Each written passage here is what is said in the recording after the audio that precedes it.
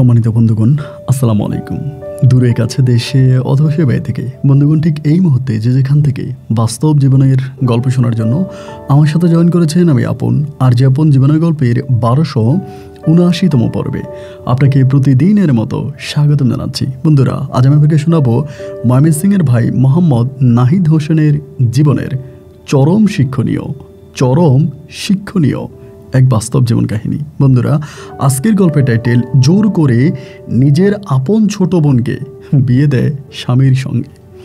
কোনো এক নারী জোর করে তার আপন ছোট বোনকে তার নিজ স্বামীর কাছে বিয়ে দেয়, কিন্তু কেন? সংসার বাঁচানোর জন্য? মোটেও না। এইরকম একটা কারণে সে তার ছোট বোনকে নিজের স্বামীর কাছে বিয়ে দেয়। এবং বিয়ে দেওয়ার পরে যে সমস্ত ঘটনাগুলো ঘটে, আমার কাছে কেন জানি মনে হয় যে এইটাই হচ্ছে পৃথিবীর বাস্তবতা, এটাই হচ্ছে দুনিয়ার বাস্তবতা। এই গল্প আজ আপনাকে সেই শিক্ষা দিবে যেই শিক্ষা আপনি 10 বছর আপনার বইয়ের পাতায় পান নাই। চরম শিক্ষণীয় এক বাস্তব জীবনের গল্প।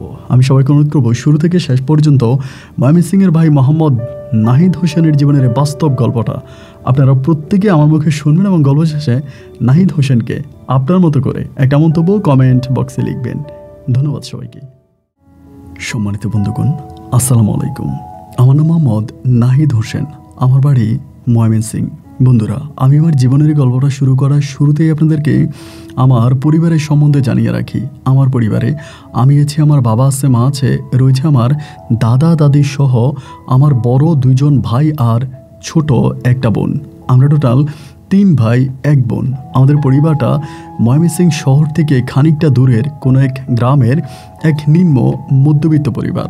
আমার বাবা পেশায় একজন ব্যবসায়ী, তবে আমার বাবা তেমন কোনো নাম করা বড় ব্যবসায়ী না। আমাদের এলাকার বাজারে আমার বাবার ছোটোখাটো একটা মুদির দোকান আছে। আমার বাবার ওই মুদির দোকান চালিয়ে আমি খুব ছোটোবেলা থেকে দেখে আসছি বাবা আমাদের পরিবারটা চালাচ্ছে। আমি ছোটোবেলা থেকেই ঠিক শুরু করি। ছোটোবেলা থেকে আমি পড়াশোনার প্রতি খুব ভালো ছিলাম। আমার যে বড় 2টা ভাই ছিল, একেবারে বড় যে ভাই আছে উনি হচ্ছে মানসিক প্রতিবন্ধী, মানে একেবারে বুদ্ধি প্রতিবন্ধী যাদেরকে বলে, ঠিক এইরকম।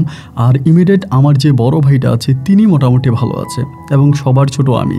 3 ভাইয়ের মধ্যে সবচেয়ে বেশি মেধাবী ছিলাম আমি যে স্কুলে পড়াশোনা করতাম ওই স্কুলের শিক্ষকরা আমাকে নিয়ে স্বপ্ন দেখত। আমার বাবাকে বলতো যে কষ্ট করে যদি আপনার ছেলেটাকে আপনি পড়াশোনা করাতে পারেন তাহলে একটা সময় আপনার ছেলেটা মানুষের মতো মানুষ হবে এবং এত ভালো অবস্থানে যাবে যে আমাদের পুরো এলাকার মুখ উজ্জ্বল করবে। এরকম করে আমাকে নিয়ে স্বপ্ন দেখতো আমার এলাকার স্কুলের শিক্ষকেরা। এভাবেই তখন আমার সময়গুলো কাটতে থাকে। এক পর্যায়ে দেখা গেল আমার আব্বা ঠিক একা ব্যবসা সামলাতে পারতেছিল না। আমি যখন ক্লাস 8-এ পড়ি ওই মুহূর্তে আমার আব্বা তখন আমাকে বলল যে, নাহিদ, একটা কাজ কর, মাঝে মাঝে গিয়ে একটু দোকানে বস। আর আমার যে বড় ভাইটা আছে, মানে যিনি মোটামুটি ভালো, তিনি মাদ্রাসায় পড়াশোনা করতেন এবং মাদ্রাসা থেকে তিনি আলেম পরীক্ষা দিয়েছে। আমার ভাইয়া দোকানে বসা বা ব্যবসা বাণিজ্য এগুলোর প্রতি ভাইয়ার কোনো আকর্ষণ নেই। আব্বা শত বলার পরেও আমার বড় ভাইয়া কখনো ব্যবসা প্রতিষ্ঠানে বসতে চাইতো না। ভাইয়া সবসময় দূরে দূরে থাকতে পছন্দ করতো। ব্যবসা থেকে, দোকানপাট, টাকা পয়সা থেকে এগুলো ভাইয়া একটু দূরে দূরে থাকতো। তো আমার একেবারে বড় যে ভাই তিনি তো আবার প্রতিবন্ধী। তো আমার আব্বা তখন আমাকে বলল যে, তুই একটু মাঝে মাঝে দোকানে বস, আমার তো একা পুরো দোকানটা সামলাতে আমি হিমশিম খেয়ে যাচ্ছি, আমার দ্বারাই তো সম্ভব হয় না। আব্বু যখন এরকম করে আমাকে বলল, এরপর আমি আব্বুর দোকানে বসতাম। ওই সময় দোকানে বসতাম এবং দোকান চালাতাম। একটা সময় দেখা গেল যে আপনারা যারা মুদির দোকান চালান বা মুদির দোকানে বসেন তারা বুঝবেন, এই দোকানের মধ্যে কিন্তু কাঁচা টাকা, সবসময় কাঁচা টাকা আসতো। এবং আমি তখন আস্তে আস্তে করে ক্লাস 8-এ পড়া অবস্থায় আমার আব্বুর ক্যাশ থেকে টাকা চুরি করতে শুরু করি এবং টাকা চুরি করে বন্ধুদেরকে নিয়ে আমি তখন বিভিন্ন জায়গায় পার্টি দিই এবং ময়মনসিংহ শহরে সিনেমা দেখার জন্য চলে যাই।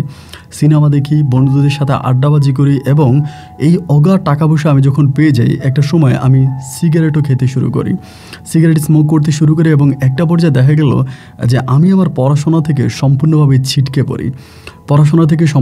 ছিটকে পড়ি এবং আমি যে ক্লাস 8 থেকে আমি যখন ক্লাস 9-এ উঠি তখন আমার রেজাল্ট অনেকটা খারাপ হয়। অনেক খারাপ একটা রেজাল্ট আমার হয়ে যায়, মানে ধরেন আমি একদম প্রথম থেকে লাস্টে চলে যাই। এবং আমার এই অবনতি দেখার পরে আমার শিক্ষকরা সবাই ভেঙে পড়ে। আমার আব্বুর সাথে সবাই আলোচনা করে এবং সবাই বলে যে, নাহিদ হঠাৎ করে এত খারাপ রেজাল্ট করলো, তার কারণটা কি? তো আমার আব্বা চিন্তা করলো আমি যেহেতু দোকানে আসি, হয়তো আমি দোকানের সময় দিচ্ছি, এবং একসময় আমার আব্বা চিন্তা ভাবনা করে দেখলো যে আমি দোকান থেকে টাকা সরাইতাম, বন্ধুবান্ধব নিয়ে আমি খারাপ রাস্তায় যাইতাম, এগুলো আমার আব্বা ইনকোয়ারি করে বের করে ফেলে। যখন স্কুলের শিক্ষকরা বললো যে আমি পড়াশোনা অনেকটা ড্যাম হয়ে গেছি, এবার আব্বা আমাকে দোকান থেকে নামাই দিল। আমাকে বলে যে তুই আর দোকানে বসবি না, তাই তোর দোকানে বসার দরকার নাই, আমি একাই দোকান চালাবো। তা আব্বু যখন আমাকে ক্লাস 9-এ পড়া অবস্থায় দোকান থেকে বের করে দিল, ওই সময়টাতে দেখা গেল যে আমার কাছে আর কোনো টাকা পয়সা নাই। কারণ দোকানে বসলেই তো ইনকাম, টাকা পয়সা চুরি করতে পারি, কিন্তু দোকান থেকে যেহেতু বের করে দিছে ওই সময় তো আর আমার কাছে কোনো টাকা নাই। আমার অবস্থা তখন এতটাই খারাপ হয়ে গেছে ভাই, আমি সিগারেটের নেশায় পাগল হয়ে যাইতাম। দোকানে যাইতাম, দোকান থেকে চুরি করে আমি সিগারেটের প্যাকেট চুরি করে নিয়ে আসতাম। দোকানে যে অন্য কর্মচারীগুলো ছিল, আব্বু তাদেরকে বলল যাতে কোনোভাবে নাহিদ দোকানে ত্রিসীমানা আসতে না পারে, দোকানের আশেপাশে আসতে না পারে। এবং দেখেন আমি সিগারেটের নেশায় এতটাই পাগল হয়ে যেতাম যে আমি স্কুলে যাওয়া বন্ধ করে দেই। ক্লাস 9 থেকে আমি ক্লাস 10-এ আমি তখন পরীক্ষা দিই না, মানে এত বাজে হয়ে যায় আব্বুর দোকানে 1 বছর থাকার পরে, যে ক্লাস 9 থেকে ক্লাস 10-এর ওই পরীক্ষাটা আমি দিই না। এবং পরীক্ষা না দেওয়ার পরে আমি সম্পূর্ণভাবে পড়াশোনা ছেড়ে দিই। এই সিগারেটের টাকার জন্য আমি বিভিন্ন ধরনের কাজ করতাম এবং লেবারি পর্যন্ত করতাম। নেশার টাকা জোগাড় করতে না পেরে আমি লেবারের মতো কাজে পর্যন্ত জড়িয়ে পড়ি। এবং একটা পর্যায়ে এসএসসি পরীক্ষা চলে আসে, আমি পুরো প্রায় 1.5 বছর ধরে স্কুলে যাইতাম না। আমাকে নিয়ে আমার স্কুলের শিক্ষকেরা অনেক আফসোস করতো, তারা অনেক ভালোভাবেই বলতো যে নাহিদ এত ভালো একটা ছাত্র ছিল, ওকে নিয়ে আমরা স্বপ্ন দেখতাম ও আমাদের স্কুলের মুখ উজ্জ্বল করবে, আমাদের স্কুলে অনেক ভালো একটা রেজাল্ট এনে দিবে, ওকে নিয়ে আমরা গর্ব করতাম। কিন্তু আজকে এই নাহিদের অবস্থা দেখে মানে আমার শিক্ষকরা অনেক দুঃখ করতো। আমি লেবারি করতাম, মাঠে ঘাটে কাজ করতাম এবং যত বকাটে লাফাঙ্গা মানে খারাপ টাইপের ছেলে আছে ওদের সাথেই মিশতাম, ওদের সাথে আমার দিন রাত কাটতো। একটা পর্যায়ে আমার এসএসসি পরীক্ষা চলে আসে, আমি এসএসসি পরীক্ষাও দিই না, মানে রেজিস্ট্রেশনও করি না, ফর্ম ফিল আপ করি না, পরীক্ষা আর দিই না। এবং পরীক্ষা না দেওয়ার পরে এই খারাপ মানুষের সাথে উঠতেছি, বসতেছি, ফিরতেছি, এরকম করতে করতে আস্তে আস্তে করে আমার আম্মা তখন আমার আব্বারে বলল, তুমি যে এভাবে ওকে ছেড়ে দিয়েছো এতে লাভটা কি? ও খারাপ ছেলেফেলেদের সাথে মিশতেছে, এখানে ওইখানে যাচ্ছে এবং মদ গাঁজা খাচ্ছে, তো ওরে দিয়ে আর কি হবে? ওরে দিয়া তো কোনো কিছু হবে না। তুমি একটা কাজ করো, তুমি তোমার সাথে সাথে ওকে রাখো, যদি তোমার সাথে সাথে ওকে রাখো তাহলে হয়তো ভালো হয়ে যেতে পারে। এরকমভাবে আমার আব্বা তখন করলো কি, আমাকে বুঝাইলো, মানে অনেকটা বুঝাইলো এবং বুঝিয়ে শোনা আমাকে আবারও দোকানে বসতে দিল। এই দোকানে বসতে দিয়েছি, আমি দোকান চালাইতাম। আমি ওই সময়ের ভিতরে অন্য অন্য নেশাগুলো একটা ছেড়ে দিই। যখন আব্বার দোকানে বসি তখন মানুষ মানে মন মানসিকতা অনেকটা পরিবর্তন হয়ে যায়, যে আমি এসএসসি পরীক্ষা দিই নে, আমার বন্ধুরা সবাই পরীক্ষা দিয়েছে, সবাই অনেক ভালো রেজাল্ট করেছে এবং সবাই এখন কলেজে পড়াশোনা করতেছে, তা আমি তো পরীক্ষা দিলাম না। আমার জুনিয়র যারা ছিল এরা অনেক ভালো অবস্থানে চলে গেল, বাট আমার জীবনটা একটু অন্যরকম হয়ে গেল, যার জন্য দেখা যায় যে আমি তখন আব্বার দোকানে বসার পরে অনেকটা ভালো হয়ে গেলাম। আগের মতো করে মানে এরকম করি না, অনেকটা দোকানের প্রতি মনোযোগী হয়ে গেলাম, দোকান চালাইতেছি এবং আব্বুও প্রায় অনেকটা খুশি হয়ে গেল যে না আমি দোকানের প্রতি আকর্ষণ। এবং সিগারেটটা খাইতাম, ওই সিগারেট খাওয়াটা আমি ছাড়তে পারিনি, এখন পর্যন্ত ওইটা আমার ছাড়া হয় নাই। তো দেখা গেল যে এরপরে এরকম করে সময়গুলো কাটতে কাটতে প্রায় আমি 1 বছরের মতো আব্বার দোকানে বসি। তখন আব্বুর পুরো দোকানের ব্যবসা বাণিজ্য মানে সব কিছু তখন আমি আয়ত্তে নিয়ে আসি এবং আব্বুর খুব ভালো ছেলে হিসাবে আমি তখন হয়ে উঠি। এরকম করতে করতে আমার বড় যে ভাইয়া ছিল, ভাইয়া তখন একটা মসজিদে ইমামতির চাকরি করে। তা ইমামতির চাকরি করে বলে ওই এলাকার লোকেরা তখন আমার ভাইয়াকে ধরলো যে বিয়ে করতে হবে, তারা অবিবাহিত ইমামের পিছনে নামাজ পড়বে না, আমার ভাইয়াকে বিয়ে করা লাগবে। তো বিয়ে করা লাগবে, আমার আব্বাও তখন ধরলো যে মানে আমার আব্বাকেও এলাকাবাসী ধরলো, সেই গ্রামের লোকজনে ধরলো। তাই আমি আমার ভাইয়ার জন্য তখন বিভিন্ন জায়গায় মেয়ে দেখতেছি। এরকম করতে করতে আলহামদুলিল্লাহ আপনার নাজমা নামের একজন মানে পর্দাশীল ভালো একটা মেয়ে তখন আমার ভাইয়ার জন্য আমরা খুঁজে বের করি এবং মেয়েটাও দেখতে শুনতে খুব ভালো ছিল। এই মেয়েটার সাথে তখন আমার ভাইয়ার বিয়ে হয়ে যায়। ভাইয়ার বিয়ে হয় এবং ভাবি তখন আমাদের ঘরে আসে। ভাবি আমাদের ঘরে সব কিছু দেখাশোনা করতো। আর বড় যে ভাই আছে, বড় ভাই তো প্রতিবন্ধী, দিলে খাইতো না দিলে পড়ে থাকতো, ঠিক ওভাবেই তখন ছোট বাচ্চার মতো আমার বড় ভাইয়ের জীবনযাপন কাটতো। মা বড় ভাইকে নিয়ে খুব টেনশন করতো, সারাক্ষণ বড় ভাইয়ের কাছে বড় ভাই যাতে ভালো হয়ে যায় আল্লাহর কাছে প্রার্থনা করতো। তা আমার ভাইয়া কিন্তু ইমামতি করতো মসজিদে, আর তার পাশাপাশি ভাবি আমাদের সাথেই থাকতো এবং ভাবিও খুব পর্দাভাবে চলাফেরা করতো। এরকম করে সময়গুলো কাটতে কাটতে আমাদের দোকানের মধ্যে হঠাৎ করে না, মানে আমি ঠিক হঠাৎ করে বলবো না, যে প্রায় 1 বছর পরে, মানে 1 বছর পর আমাদের দোকানে একটা মেয়ে আসে। যে মেয়েটা আসার পরে আমি তাকে চিনতে পারতেছিলাম না, একটু খুবই সুন্দরী, মানে হ্যাংলা করে, বয়সটা একটু কম, মানে বয়সটা কম, হ্যাংলা পাতলা বাট অনেক লম্বা, দেখলে মনে হয় যেন ইন্ডিয়ান নায়িকাদের মতো চেহারা। এই মেয়েটা আমাদের দোকানে আসছেন। দোকানে আসার পরে মেয়েটাকে দেখার পরে আমি একটু অবাক হয়ে গেলাম, যে মনে হয় যেন মেয়েটার আগে আর দেখি নাই। তো আমাদের দোকানে আরেকটা ছেলে ছিল, ওরে আমি তখন বললাম যে মেয়েটা কে রে? বলতেছে ভাই এটা তো রূপা, ও আমাদের নিজের গ্রামেরই ছেলে, আমাদের দোকানে কাজ টাজ করে থাকে মাঝে মাঝে। ওরে আমি বললাম রূপা? বললাম যে কোন রূপা? পরে বলল ওর বাবার নাম বলল। আমি তখন বললাম এই মেয়েরে না ছোট্ট দেখলাম যে হাফ প্যান্ট পরে হাঁটতো, মানে এরকম দেখতাম যে হাফ প্যান্ট পরে পরে কুতকুত খেলতো, এই মেয়ে এত বড় হয়ে গেছে। পরে বলে ভাই মেয়ে তো মেয়ে নানার বাড়িতে থাকতো, ওইখানে থাকতো, তো এখন আবার বাড়িতে আসছে, প্রায় 1-1.5 বছরের মতো ওর নানার বাড়িতে ছিল, এই জন্য মধ্যে দিয়ে আপনি অনেকদিন ধরে দেখেন নাই। মেয়েটাও মানে এত যে বড় হয়ে গেছে তা না, মানে একদম শরীরের গঠন টটন মাত্র হয়ে উঠতেছে, লাইক এরকম যে 14-15 বছরের মতো বয়স বা 13-14 মতো বয়স হবে। এখন মেয়েটাকে দেখার পরে আমার এক দেখে মেয়েটার অনেক ভালো লেগে গেছে, হ্যাংলা পাতলা সুন্দর চেহারা, মায়াবী চেহারা, মানে অনেকটা ভালো লেগে গেল। এবং ভালো লাগার পরে মেয়েটা যখনই আমার দোকানে আসতো তখনই আমি তারা ধরেন চকলেট, চিপস, এরপরে এটা ওইটা দিতাম, আমি টাকা নিতাম না। ধরেন মেয়েটার ঘরের বাজারের জন্য আসতো। মেয়ের বাবা কিন্তু অতটা বড় লোক না, ধরেন মানে কৃষিকাজই করে। আবার কৃষিকাজ করলে মেয়ের ধরেন মোটামুটি একটু একটু জায়গা সম্পত্তি আছে, ওইখানে কৃষিকাজ টাজ করে। আবার মেয়ের বড় ভাইও আছে, মেয়ের বড় ভাইও আমার বড় ভাইয়ের মতো অনেকটা একটু প্রতিবন্ধী টাইপের, মানে অতটা মানে চালাক চতুর না আর কি, এরকম। মেয়ের ভাইও মেয়ের বাবার সাথে কৃষিকাজ করে। তো এরকমই মেয়েটা যখন আমার দোকানে আসতো, দোকানে আসা মালামাল নিয়ে যেত, এবং আমার এক দৃষ্টিতে মেয়েটাকে অনেক ভালো লেগে যায়, মানে আমার ভিতরে মেয়েটাকে নিয়ে এক ধরনের একটা ভালো লাগা কাজ করে। তো এরকম করে 1 দিন 2 দিন 3 দিন সময়গুলো কাটতেছে। তো ভাবি যেহেতু ঘরে আসে, অনেক সময় ভাবিরে বলি যে ভাইয়া বিয়ে করলো, এখন আমার তো বিয়ের সময় হয়েছে, আব্বা আমারে বলেন না যাতে আমার জন্য মেয়ে দেখে। এরকম করে আমি আমার আমার ভাবিরে দিয়া আব্বা আমারে বলাইতাম। এখন ভাবি তখন 1 দিন 2 দিন 3 দিন এগুলো শুনতে শুনতে একটা পর্যায়ে ভাবি তখন আমার আম্মারে বলতেছে, আমি তো পাশের রুমে আছি, আমি কিন্তু শুনতেছি, আমাদের ঘরটা ছিল টিনের ঘর, মানে অনেক পুরনো দিনের অনেক সুন্দর একটা টিনের ঘর ছিল। ভাবি তখন আমার আম্মারে বলতেছে যে নাহিদ তো বারবার বিয়ের কথা বলতেছে, এখন এরকম করে বারবার বিয়ের কথা বলে, এতে যদি আমরা বিয়ে যদি না করাই, ও যদি একটা খারাপ কিছু করে ফেলে বা খারাপ কোনো কথা পথে চলে যায়, এটার জন্য কিন্তু আপনাদেরকে আল্লাহর কাছে দায় দিতে হবে। একটা প্রাপ্তবয়স্ক ছেলে যখন মুখ ফুটে তার বিয়ের কথা বলে, তখন তাকে বিয়ে করাই দেওয়া উচিত।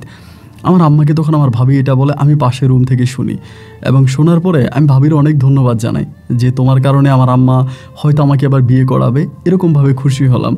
তার কিছুদিন পরেই আমার আব্বা তখন দোকানের মধ্যে, আমাদের দোকানে যার একটা ছেলে আছে, ওরে বলতেছে নাহিদ তো বিয়ের জন্য পাগল হয়ে গেছে, কয়েকদিন পর বিয়ে করে সংসারী হয়ে যাবে, তাই দোকানপাটকে বড় করবে না কি করবে, এমন এমন কথা বলতেছে। এই করতে করতেই কিছুদিন পরে আমার বাবা তখন, আমাদের এলাকার একটা লোক আছে, ওনাকে সবাই হচ্ছে মজনু বলে আর কি, মানে মজনু ভাই বলে, মানে সবাই ওনাকে ভাই ডাকে। কিছু লোক থাকে না এলাকাতে যে বাপেরও ভাই ছেলেরও ভাই এরকম আর কি, মানে ওই লোকটা সবার সাথে মিশে। ওই লোকটার সাথে আমার আব্বা একদিন বিকেলবেলা কই জেনে গেছিল। রাতের বেলায় আমি যখন দোকান বন্ধ করে যাচ্ছিলাম, মজনু ভাই তখন মানে ইয়েতে বসে আছে, চায়ের দোকানে, পাশের একটা চায়ের দোকানে। আমারে বলতেছে নাহিদ এদিকে আয়, আমাকে ডাক দিল। ডাক দেওয়ার পরে আমি বললাম যে ভাই কেন, কী হয়েছে? এরপরে ওনারা কিন্তু আমার আব্বাও ভাইটাকে এরকম আর কি, উনি জনগণের ভাই। আমার বলে মিষ্টি নিয়ে আয়। আমি বললাম যে মিষ্টি কেন? বলতে মিষ্টি যদি না খাওয়াইতে পারিস তাহলে মানে চিনি ভাড়ায় একটা চা দে, আমারে চিনি ভাড়ায় একটা চা দিতে বল। তাই আমি বললাম যে কী হয়েছে, আপনার কি লেগে চা খাওয়াইতে হইব, কী কারণে? তারপর আমার বলতেছে যে এমন এমন ঘটনা, তোর আব্বা তো তোর জন্য মেয়ে দেখে আসছে, এবং মেয়েও দেখতে শুনতে ভালো, মেয়ের চেহারা শুরু তো অনেক ভালো, তা এই মেয়েরা তোকে বিয়ে করাবে, মেয়ে দেখে দেখে আসছে। মানে এটা শোনার পরে তো আমার মাথায় আসমানটা ভেঙে পড়ছে। তার কারণ হচ্ছে আমি কিন্তু ওই রূপা নামের মেয়েটারে পছন্দ করি। রূপা নামের মেয়েটার আমি পছন্দ করি, যেহেতু ওই মেয়েটা দেখতে শুনতে ভালো এবং সর্বদিক থেকে এই মেয়েটাকে আমার ভালো লাগে, তো আমি তো ওই মেয়েটার জন্যই বিয়ের কথা ভাবির কাছে বলছি। তা না হলে তো এই সময় আমি বিয়ের কথা বলতাম না। মেয়েটাকে দেখার পরে মেয়েটাকে আমার ভালো লেগে গেছে, এবং সেই ভালো লাগা থেকে আমি তখন বিয়ের বিষয়টা ভাবিরে জানাইলাম যে আমি বিয়ে করব। এখন আমার আব্বা যখন অন্য জায়গায় আমার জন্য মেয়ে খুঁজতেছে, তখন তো আমার মাথায় বাঁশ ভেঙে পড়ছে। আমি তাড়াহুড়ো করে বাড়িতে গেলাম, বাড়িতে গিয়ে বললাম ভাবি তুমি যে আমার মায়ের কাছে বিয়ের কথা বলছো, তুমি কি মেয়ের কথা বলো নাই? ভাবি আমার বলে যে না, আমি তো কোনো মেয়ের কথা বলি নাই। আমি তখন বললাম যে ভাবি আমি তোমার বলতেই ভুলে গেছিলাম যে আমার একটা রিলেশন আছে, একটা মেয়ের সাথে আমার মনের লেনাদেনা আছে, ওই মেয়েটাকে আমি ভালোবাসি, এবং ওই মেয়েটাকে ছাড়া অন্য কোনো মেয়েকে আমি বিয়ে করতে পারবো না। তুমি যে করেই হোক আমার আব্বাকে বুঝিয়ে শোনাইয়া ওই মেয়ের সাথে আমাকে বিয়ে করাই দাও। ভাবি তখন আমারে বলে এটা কোন মেয়ে? আমি তখন মেয়ের বাবার নাম বললাম, এবং বাবার নাম বলার পরে মেয়ের নামও বলছি। তো আমার ভাবি তখন বললো যে আচ্ছা ঠিক আছে, আমি তাহলে আব্বু যদি বাড়িতে আসে রাতের বেলা আব্বুরে বলবো। এখন আব্বারে বলার পরে আব্বা কি করছে না করছে জানি না, এর 2 দিন পরে আব্বা দোকানে বসে বসে আমারে বলতেছে, ওই মেয়ে তখন আসছিল, মানে রূপা দোকানে আসছে। দোকানে আসার পরে আমার ওই দোকানের যে কর্মচারী আছে ওই আব্বুরে বলতেছে যে নাহিদ ভাই কিন্তু এই মেয়েটারে পছন্দ করে, নাহিদ ভাই এই মেয়েটারে পছন্দ করে, এই মেয়ের কথা নাহিদ ভাই বলছিল। এবার আমার আব্বা তখন করে কি, মেয়ের দিকে তাকায়, মেয়ের সাথে কথাবার্তা বলে, এবং বলার পরে দেখেন আমি জানতামই না, কারণ তাদের পার্শ্ববর্তী গ্রাম তো, আমাদের পাশের গ্রাম, এত ডিটেলস কিন্তু মেয়ের সম্বন্ধে আমি জানি না। এমনি ছোটোবেলায় মেয়েটারে দেখতাম এরকম। এখন আমি তখন আমার আব্বা আমার দোকানের কর্মচারীর কাছে বলতেছে যে ওইকে পাগল হয়ে গেছে, এই মেয়ের বড় বোন রেখে কি এই মেয়েরই বিয়ে দিব? মেয়ের বড় বোনই তো এখনও বিয়ে হয় নাই, তো মেয়েরই বিয়ে দিব কীভাবে? মেয়ের বাবার সাথে কথা বলছি, তারা তাদের বড় মেয়েকে বিয়ে না দিয়ে ছোটো মেয়েরই বিয়ে দিবে না। এবার আব্বা যখন চলে যায়, আমি আমাদের দোকানে ছেলেটারে বললাম, কিরে আব্বা এটা কী বললো? বলে, ভাই আপনি রূপা নামের যে মেয়েরে পছন্দ করছেন ওই মেয়ের বড় বোন আছে, এবং বড় বোনের বিয়ে হওয়া ছাড়া তারা ছোটো বোনের বিয়ে দেবে না। এবং আমি তখন এই রূপার প্রতি ভাই এতটাই পাগল হয়ে গেছি মেয়েরে দেখা। আমার কাছে মনে হয় শুধু আমি না, যে কোনো মানুষ যদি মেয়েরে এক নজর দেখে চোখ ফিরাইতে পারবে না, দেখার মতো একটা মেয়ে আর কি। আমার কাছে ওর চেহারাটা অনেকটা বর্তমান সময়ের ইন্ডিয়ান নায়িকা ক্যাটরিনার মতো লাগতো, মানে এরকম হ্যাংলা পাতলা লম্বা টম্বা ছিল, চেহারা একেবারেই ফর্সা ছিল। তো এখন বলতেছে যে আমার কাছে বিয়ে দেবে না, তার কারণ হচ্ছে মেয়ের বড় বোন আছে, এবং বড় বোনের বিয়ে হওয়া ছাড়া তারা নাকি ছোটো বোনের বিয়ে দেবে না, মানে বড়টার বিয়ে ছাড়া ছোটোটার বিয়ে দেবে না। এখন আমার আব্বা তো আমাকে বিয়ে করাই দিবে, এই দিকে সেই দিকে বিভিন্ন দিকে আব্বা তখন মেয়ে খুঁজতেছে। আমি তখন আমার ভাবিরে বলি, ভাবি আপনি যেমনি পারেন আব্বারে বোঝান, আমি এখন বিয়ে করব না, আমি এখন বিয়ে করব না, আব্বা যাতে বিয়েটা একটু পিছিয়ে নামাই দেয়, বা আব্বা যাতে একটু ওয়েট করে। ভাবি তখন আমাকে গালাগালি করে, আমাকে বলে যে একবার তুমি বলো বিয়ে করবা, বিয়ে করার জন্য পাগলামি করতেছো, আমাকে দিয়ে আব্বার কাছে বলাইলা, এখন আবার বলতেছো বিয়ে করবা না। আমার দ্বারা এত কিছু করা আমার দ্বারা সম্ভব না। ভাবি একটু খেপে যায়। এমন করতে করতে আব্বা তখন মেয়ে খুঁজতেছে এইদিকে ওইদিকে। একবার আমি করলাম কি, রাগ করে নানার বাড়িতে চলে গেছি। যাই নানারে দিয়ে বাড়িতে খবর পাঠাইছি যে আপনি যান, আব্বারে বলেন আমি এখন বিয়ে করব না। এই দিয়ে আমি তখন আব্বারে অনেক কষ্ট করে এই আমার জন্য মেয়ে খোঁজার পর্বটা তখন কিছুটা বন্ধ করলাম। এরপরে আব্বার আমার জন্য মেয়ে খুঁজতেছে না, এই জায়গাটার মধ্যে একটু স্টপ হলো। কিন্তু কিছুদিন পরে নানু বাড়ি থেকে আসলাম, আসার পরে আমি চিন্তা করতেছি মানে কোনোভাবেই রূপার সাথে প্রেম করা যায় কিনা, যেহেতু ছোট মানুষ, এই মেয়ের সাথে কোনোভাবে সম্পর্ক করা যায় কিনা, করতে পারলেই তো প্রয়োজনে মেয়ের নিয়ে পালায়ে যাব, এরকম একটা পরিকল্পনা। তা এই মেয়ে যে এতটাই ছোট, ওই প্রেম প্রীতি ভালোবাসা এগুলো বুঝেই না, কোনটা প্রেম কোনটা প্রীতি কোনটা ভালোবাসা এগুলো ওই মেয়ে বুঝেই না। এবং আমি অনেক চেষ্টা করার পরেও এই মেয়ের সাথে কোনো সম্পর্কে জড়াতে পারি নাই, কোনো সম্পর্কে জড়াইতে পারি নাই। এবং একটা পর্যায়ে আমার কাছে এরকম মনে হয়েছে যে না, আসলে এই মেয়ে এগুলো বুঝবে না, তার সাথে আমার কোনো কিছু হবে না। এবার এরকম করতে করতে একদিন মেয়ের বড় বোনকে দেখলাম। মেয়ের বড় বোন আবার ঢাকায় একটা গার্মেন্টসে চাকরি করতো। মেয়ের বড় বোনের নাম হচ্ছে রিপা ঢাকার একটা গার্মেন্টসে চাকরি করতো, এবং দীর্ঘ বছর ধরে তার খালার বাসায়, তার খালার বাসায় থেকে সে গার্মেন্টসে চাকরি করে। এই মেয়েটা আসছে, বড় বোনটা একটুও পছন্দ হবে না আপনার। যদি বড়টারে দেখেন, বড়টার ছোটোটা একটা জায়গায় দাঁড় করাইলে মানে দুইটা যে এক বাপের মেয়ে এটা কেউই বিশ্বাস করবে না। মানে দুইটার চেহারা একরকম, মানে ব্ল্যাক অ্যান্ড হোয়াইট এরকম, একটা কালা একটা সাদা, এই ঠিক এরকম আর কি। কিন্তু এখন বড়টার তো কেউ বিয়ে করবে না। এখন আমি কিন্তু রূপারে ছাড়া কাউরে বিয়ে করবো না। আর রূপার বাবা মানে বড় মেয়ের মানে রিপার বিয়ে দেওয়া ছাড়া রূপারে বিয়ে দিবেই না।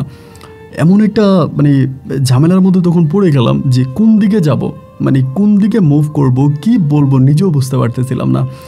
একরকম পাগল হয়ে যাইতেছিলাম, মাথা ঠিক রাখতে পারতেছিলাম না, এবং আমি কোনোভাবেই কোনো সিদ্ধান্ত নিতে পারতেছি না যে এখন আমি কি করব, এবং কোনভাবে মেয়ের বাবারে বোঝাবো বা কীভাবে ওর বাবারে বোঝাবো। এবং এরকম করতে করতে ভাই আমি হঠাৎ করে এমন একটা সিদ্ধান্তে উপলব্ধ হলাম যেটা শুনলে আপনি অবাক হয়ে যাবেন।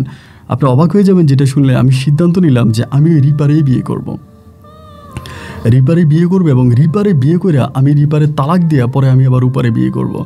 মানে মাথার মধ্যে এরকম চিন্তা চলে আসছে যে যেহেতু রূপার জন্য পাগল হয়ে গেছি, এবং রূপারে ছাড়া তো আমি আর কাউরেই বিয়ে করবো না, আমি রিপারে বিয়ে করে প্রয়োজন আমি রিপারে তালাক দেওয়া পরে আবার রূপারে বিয়ে করব। মানে এরকম একটা সিদ্ধান্ত নিয়ে নিলাম। এবং ওই সিদ্ধান্ত নিয়ে আমি তখন আমার আব্বা আম্মারে ডিরেক্ট জানাইলাম যে আমি রূপার বড় বোন রিপারে বিয়ে করব।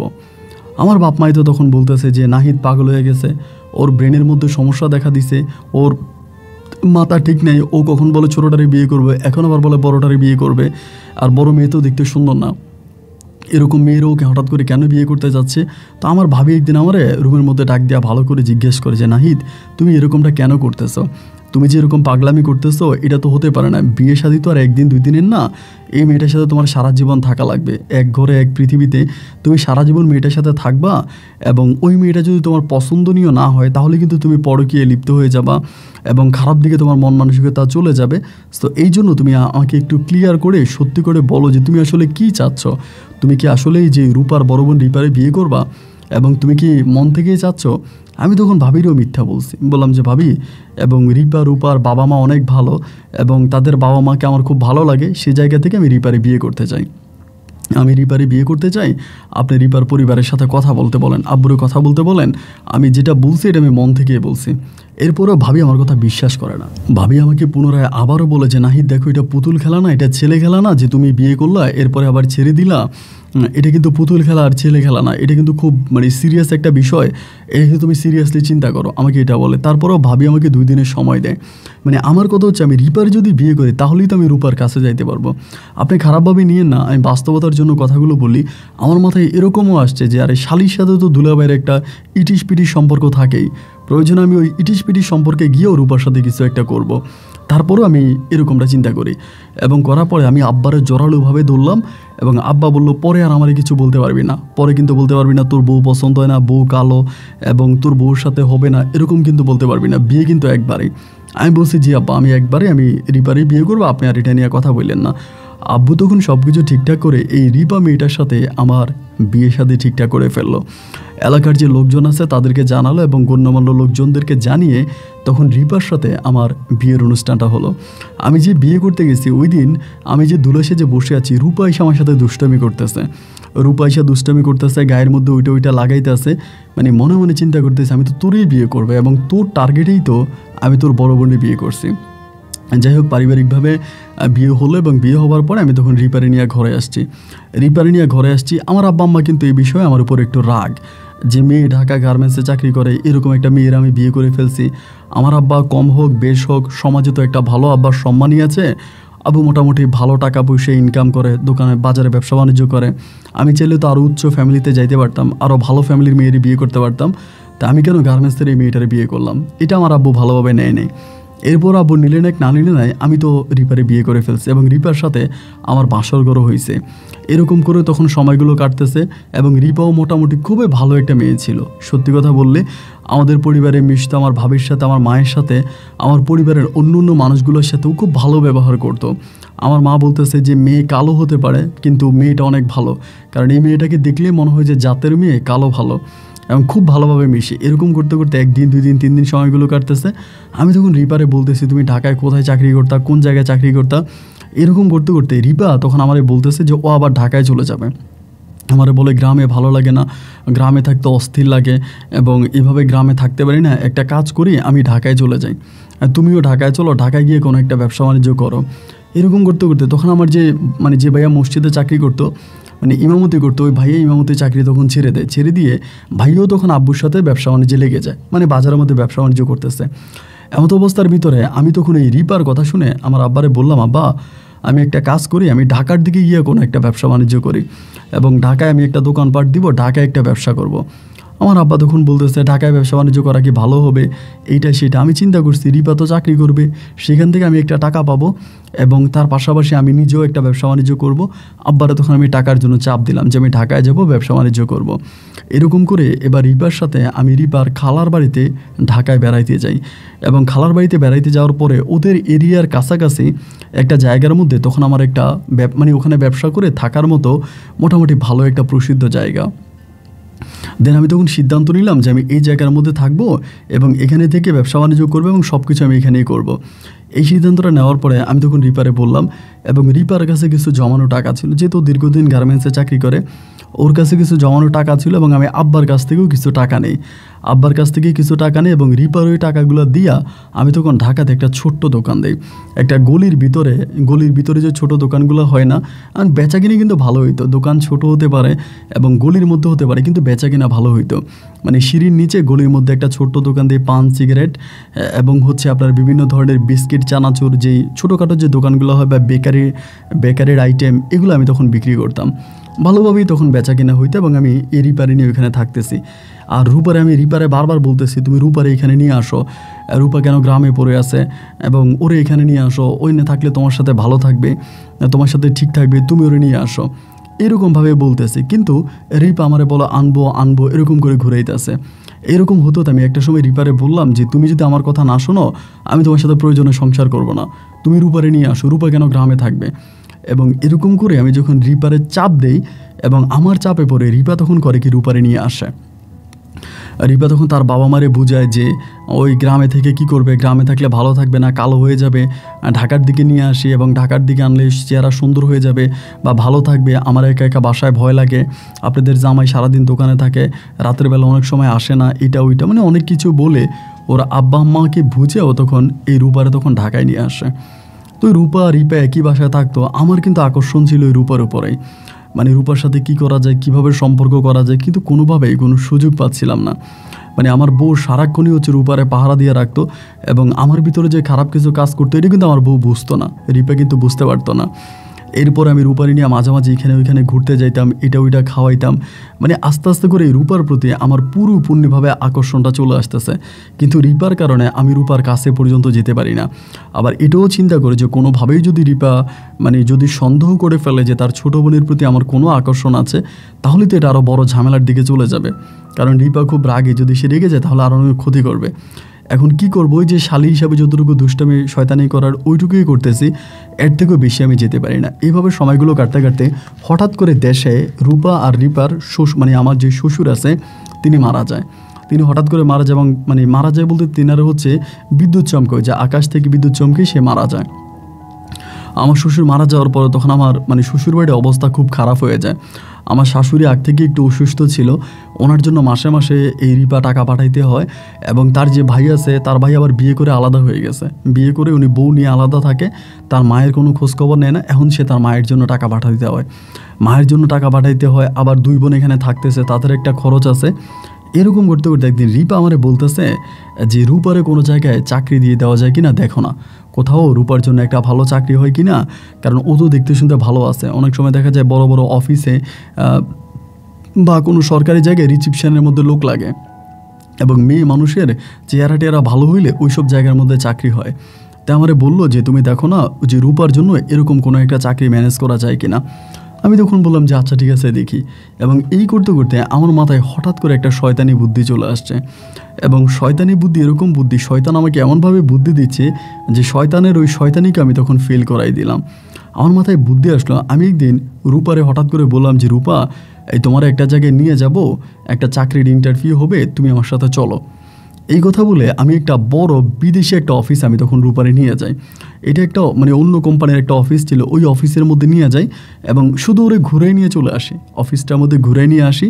এবং ঘুরে নিয়ে আসার পরে আমি তখন আমার বউ রিপারে বলতেছি, রিপা আমি তো রূপারে ওইখানে নিয়ে গেছি, অফিসের লোকজনকে দেখাইছি, অফিসের লোকজনে তো রূপারে পছন্দ করছে, তারা তো রূপারে চাকরি দিতে চায় এবং খুব ভালো বেতন। ওই সময় 20,000 টাকা মানে আপনার অনেক কিছু। আমি বললাম যে 20,000 টাকা বেতন দিব, তারা রূপারে চাকরিতে নিতে চায়। এবং আমার বউ তো শুনে মানে একদম তালি দিতেছে, আরে আলহামদুলিল্লাহ, কি বলেন, তাহলে তো আমাদের আর কোনো অভাব অনটন থাকবে না, আমার মাকে আর কষ্ট পাইতে হবে না। একটা কাজ করেন, তাহলে আপনি রূপারে ওইখানে চাকরিতে ঢুকিয়ে দেন। আমি তখন বললাম চাকরি যে ঢুকাই দিব, এই জায়গায় একটা সমস্যা আছে এবং ওই সমস্যাটার কারণে চাকরিটা দিতে পারতেছি না। আমার বউ আমারে বলে, আবার কি সমস্যা, আপনি তো বললেন ওরে পছন্দ করছে এবং ওরে নিয়ে যাবে, তাহলে সমস্যাটা কোথায়? আমি বললাম সমস্যা হচ্ছে তারা ওখানে অবিবাহিত কোনো মেয়েদেরকে চাকরি দেয় না, মানে কোনো অবিবাহিত মেয়েদেরকে কোনো চাকরি দেয় না। এবং মেয়ের পড়াশোনা থাক বা না থাক, মেয়ে বিবাহিত হতে হবে এবং বিবাহিত মেয়ে হইলে ওখানে চাকরি হবে। অ্যান্ড আমার বউ তখন বলে বসে যে এটা আপনি কেমন কথা বলতেছেন, আমি তো এরকম কোনো অফিসের কথা শুনি নাই যে যেখানে শুধুমাত্র বিবাহিত মেয়েদের চাকরি হয়। আমি বললাম না, ওই অফিসের যে এমডি আছে, মানে যিনি মালিক আছে, এবং ওই মালিকের বউ আবার খুব কড়া, মানে তার অফিসে কোনো অবিবাহিত মেয়ে চাকরি করতে পারবে না, তার স্বামী যদি খারাপ হয়ে যায়। এই জন্য তার বউয়ের আদেশ যে ওইখানে চাকরি করতে হলে মানে ম্যারেজ সার্টিফিকেট লাগবে, বিয়ে হয়েছে ওরকম ডকুমেন্ট লাগবে, ওই ডকুমেন্টের ভিত্তিতে চাকরি হবে, অন্যথাভাবে চাকরি হবে না। আমার বউ তখন বলে, হ্যাঁ এটা আপনি ঠিক বলছেন, ঢাকা শহরে এই পুরুষরা কিন্তু নারীদের কথায় উঠে বসে, আর খোঁজ নিয়ে দেখেন সম্ভবত এই বেটা ঘর জামাই থাকে, এরকমও হতে পারে যে ওই ব্যবসাটা বেটার শ্বশুরের। আমি বলি এটা হইলেও হতে পারে, আমি তো আর জানি না, তবে আমাকে ওরা যেটা জানাইলো যে যদি ম্যারিড হয়, বিবাহিত হয়, তাহলে চাকরিটা হবে। এবার আমাকে আমার বউ বলতেছে একটা কাজ করেন, তাহলে আপনি তো ঢাকা শহর অনেক দিন ধরে আছেন বা আমিও আছি, আমি তো আর বাইরে চলাফেরা করি না, বাইরে মানুষ সম্বন্ধে জানি না, আপনি তো বাইরে চলাফেরা করেন, বিভিন্ন জায়গায় যান, বিভিন্ন লোকদের সাথে পরিচয়, একটা ভালো ছেলে দেখে নাহলে আপনি রূপারে বিয়ে দিয়ে দেন। তা আমি আমার বউরে বললাম, এটা তুমি কি বলো, ওর কি এখনও বিয়ের বয়স হয়েছে? এখনও কি ওর বিয়ের বয়স হয়েছে যে এখন ওরে বিয়ে দিয়ে দিব? আমার বউ বলতেছে এটা কোনো কথাতেই, এখন যদি ওর 20,000 টাকা চাকরিটা মিস হয়ে যায় অ্যান্ড বিয়ের কারণে যদি চাকরিটা না হয়, আপনি একটা ভালো ছেলে দিকে বিয়ে দিয়ে দেন, নাইলে আমি গ্রামে আমার মায়েরে বলি, ফোন করে মায়েরে বলি, মা যাতে গ্রামের দিকে একটা ভালো ছেলে দেখে নাইলে আমরা রূপারে বিয়ে দিয়ে দিব। যদি 20,000 টাকা বেতনের চাকরি হয় তাহলে বিয়ের পরে চাকরি করবে, এটা তো আরও ভালো। আমি তখন আমার বউরে বললাম, ধুরো, অ্যান্ড বিয়ের জন্য এত কম বয়সে একটা চাকরির জন্য একটা কম বয়সে একটা মেয়ের আমরা বিয়ে দিয়ে দিব, এটা হতে পারে না। আচ্ছা ঠিক আছে, আমি দেখি অন্য কোনো ব্যবস্থা করা যায় কিনা। এই বলে তখন প্ল্যানিং করতেছে, প্ল্যানিং একটার পর একটা দোকানে বসে বসে প্ল্যান করতেছি যে কিভাবে আমি রূপারে ভোগ করতে পারবো। এরকম করে একদিন পরে আমি তখন আমার বউরে বললাম যে বউরে, আমার মাথায় একটা দারুণ আইডিয়া আসছে, এই আইডিয়াটা যদি মানো তাহলে মনে করো এই রূপা চাকরি করতে পারবে। আমার বউ বলে, কি আইডিয়া, আপনি আমার আইডিয়াটা বলেন। আমি বললাম, আইডিয়াটা হচ্ছে আমি তো তোমারে বিয়ে করছি, তুমি তো আমার বউ এবং তুমি আমার বউ হিসাবে আসো, তাই তুমি যদি অনুমতি দাও আমি একটা কাজ করব, আমি কোর্টে গিয়ে আমি রূপারে বিয়ে করে ফেলবো। আমার বউ তো শুই না রেগে গেল, এটা আপনি কি বলেন, আপনি রূপারে বিয়ে করবেন এটা কি ধরনের কথা বললেন? আমি বললাম, আরে বাবা তুমি আমার কথা শোনো, আমার কথা শেষ হোক, আমার কথা যদি তোমার ভালো না লাগে এরপরে তুমি উত্তর দিও, সমস্যা নাই, আমি কথা শেষ করি। আমার বউ বলে, আপনি আর কি বলবেন, আপনি রূপারে বিয়ে করতে যাচ্ছেন, এটা কোনো কথা নাকি? আমি বললাম, আরে বাবা এই বিয়েটা শুধু একটা ডকুমেন্টের জন্য, একটা কাবিনের ব্যাপারের জন্য, আর কিছু না। ওই কাবিনের ব্যাপারটা যখন হয়ে যাবে তখনই ধরেন আমি রূপার ওইখানে নিয়ে একটা চাকরি দিতে পারবো, আমি রূপার স্বামী হিসেবে ওর ওইখানে চাকরি হবে। আর তুমি তো আমার বউ আসোই, ওর সাথে তো আমার স্বামী স্ত্রীর সম্পর্ক হবে না, জাস্ট আমি ওই ডকুমেন্টটা যদি হয় তাহলে আমি ওই বিয়েটা ওইখানে চাকরিটা দিতে পারবো, শুধু এই কারণে তুমি রাজি হয়ে যাও। আমার বউ তখন অনেকক্ষণ ধরে চুপ করে থেকে বলে, এরপরে যদি কোনো সমস্যা হয়, আর এটা তো হারাম, দুই বোনকে কি একসাথে বিয়ে করা যায়? আমি তখন আমার বউরে বললাম, আরে পাগল, আমি তো ওর সাথে সংসার করার জন্য বিয়ে করব না, এমন তো না যে আমি ওর সাথে সংসার করার জন্য বিয়ে করতেছি তাহলেই এটা হারাম হবে, আমি তো শুধুমাত্র ওরা একটা ভালো জায়গায় চাকরি দেওয়ার জন্য একটা ডকুমেন্ট তৈরি করতেছি। আমার বউ অনেকক্ষণ চুপ থেকে বলতেছে, আচ্ছা টিয়ালি এরকম ভুয়া ডকুমেন্ট তৈরি করা যায় না? আমারে বলে। আমার বউ রিপা কিন্তু খুব চালাক, অনেকদিন ধরে ঢাকা শহরে চাকরি বাকরি করে, তো ওর ব্রেন কিন্তু অনেক ভালো। আমি বললাম, আর এই ভুয়া যে কাবিনের পেপার তৈরি করব, তারা তো ওই কোম্পানি অনেক বড় কোম্পানি, বিদেশি কোম্পানি, তারা যদি পরীক্ষা নিরীক্ষা করে আর যদি ভুয়া পায় তাহলে আমার জেল জরিমানা হয়ে যাবে, তুমিও জেলে যাবে, আমিও জেলে যাব, তো এরকম ভুয়া করার দরকার কি? আমার বউ তখন বললেন, এটা আমার কাছে কেমন লাগে, আচ্ছা ঠিক আছে, তাও যদি আপনি বলেন, ওর যদি চাকরিটা হয় অভাবটা তো কাটবে, এবং আমরা তো খুব অভাবে আছি, আমরা নিজেরাই খাইতে পারি না, নিজেরাই থাকতে পারি না, মাস শেষে বাসা ভাড়া দিতে পারি না, খাওয়া দাওয়া করতে পারি না, এবং এই অবস্থার মধ্যে যদি এখন ধরেন আবার ওরে আমরা কি করব, ওর চাকরিটা হলে তো আমাদের সংসারে পুরো পরিবর্তনটা ঘটবে। আমি বললাম, ঠিক আছে, তুমি যদি অনুমতি দাও তাহলে আমি কাজ করতে পারি। আমার বউ বলে, ঠিক আছে তাহলে আপনি এটা করেন। এবং এরপরে আমি তখন কোর্টের মাধ্যমে এই রূপারে বিয়ে করে ফেলি 1 লক্ষ টাকা কাবিনে। 1 লক্ষ টাকা কাবিনে বিয়ে করে আমি তখন এই বিয়েটা করে ফেললাম। বিয়েটা করার পরে আমি তখন এখানে কিন্তু রূপা রাজি হচ্ছিল না, আমি এটা বলতে ভুলে গেছি, রূপা কিন্তু রাজি না, রূপা কিন্তু করবে না প্রায় 3 দিন পর্যন্ত ও কান্নাকাটি করে, খাওয়া দাওয়া করে না, ঘুমায় না, ওর বোনে বুঝায় যে তোর চাকরিটা হইব, তুই বিয়েটা কর, এইটা ওইটা এরকম করে, ও রাজি হইতে এসে না, রাজি হয় না। এরপরে বুঝে শুনে অনেক পরে তখন ওর বোনেরাও রাজি করাইছে, রূপারে রাজি করাইছে।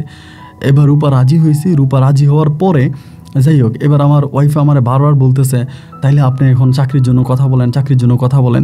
আমি ঠিক আছে বলতেছি, কাবিনের ব্যাপারটা বাইর হোক, কারণ কাবিনের ব্যাপার দেওয়া যারা তো চাকরি হবে না, তাই কাবিনের ব্যাপারও বেরোইছে। বেরোয়ার পর আমার বউ বলে, কাবিনের ব্যাপারটা এখন বেরোইছে, তাহলে আপনি এখন ওর চাকরিটা দিয়ে দেন, চাকরিটা হয়ে যাক। আমি হঠাৎ করে এইভাবে আমার বউ যখন জ্বালাইতেছে, আমার তো একটা কথা বলা লাগবে। আমি তখন আমার বউরে বলতেছি যে, দেখো রিপা, একটা ঘটনা ঘটে গেছে, আসলে বলতেও খারাপ লাগতেছে, কীভাবে যে তোমারে বলবো, আমি তো এটা করছিলাম যাতে ওর চাকরিটা হয়, এখন ওরে যে এই যে তুমি একটু সময় নিছো, লেট হয়েছে, একটু দেরি হয়ে গেছে, এই জন্য না তারা কোম্পানিতে অন্য লোক নিয়ে নিছে, তাদের এখানে আর কোনো সিট খালি নেই, তারা আর কোনো মেয়ে নেবে না, ওইখানে রিসেপশনের জন্য যে মেয়ে দরকার তারা নিয়ে নিছে। আমার বউ রিপা তখন খুব মর্মাহত হলো, অনেকটা কষ্ট পাইলো। এবং কষ্ট পেয়ে আমারে বলতেছেন তাইলে এখন যে আপনি ওরে বিয়ে করে ফেলছেন এটার কি হবে?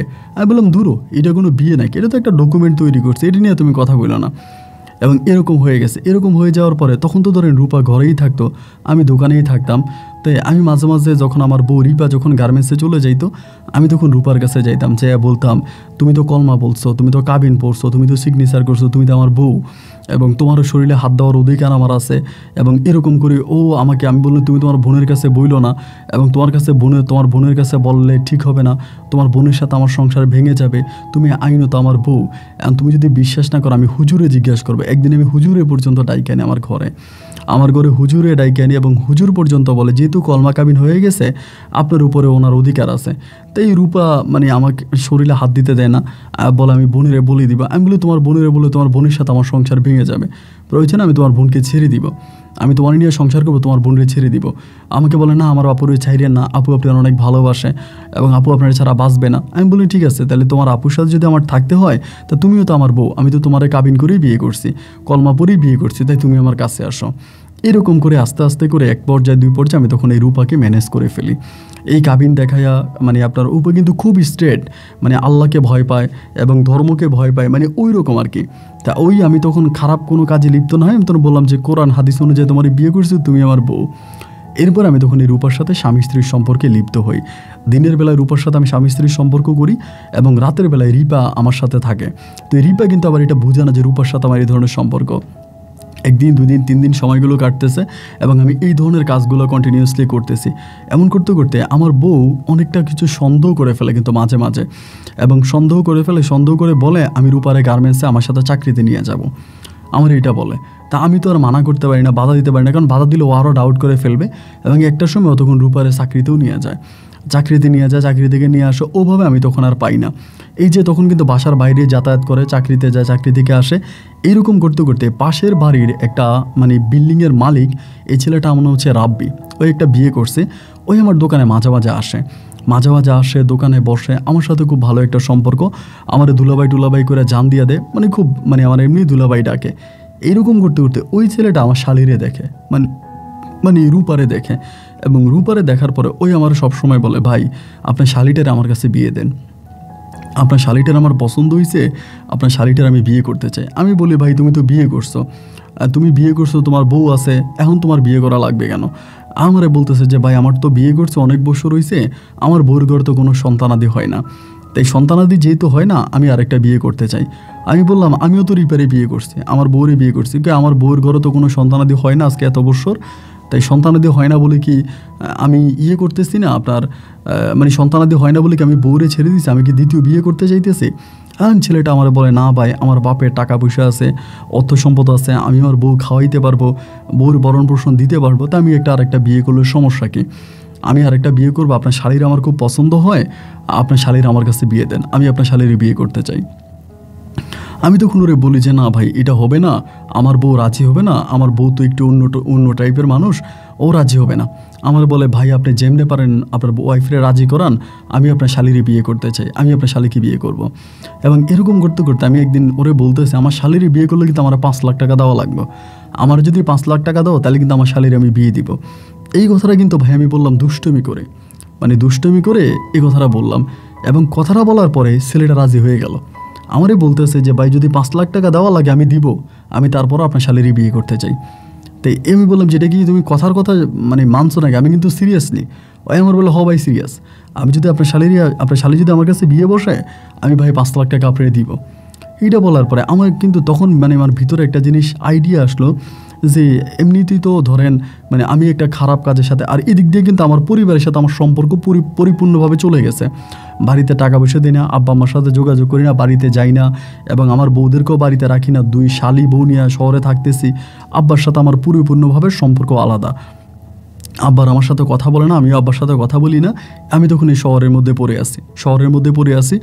এই অবস্থার ভিতরে আমার ভিতরে তখন একটু ভালো কাজ ভালো একটা মন মানসিকতা চলে আসলো যে আমার যেটা চাহিদা ওইটা তো আমি পূরণ করছি, যেভাবে রূপারে পাওয়া দরকার আমি তো ওইভাবে রূপারে পাইছি।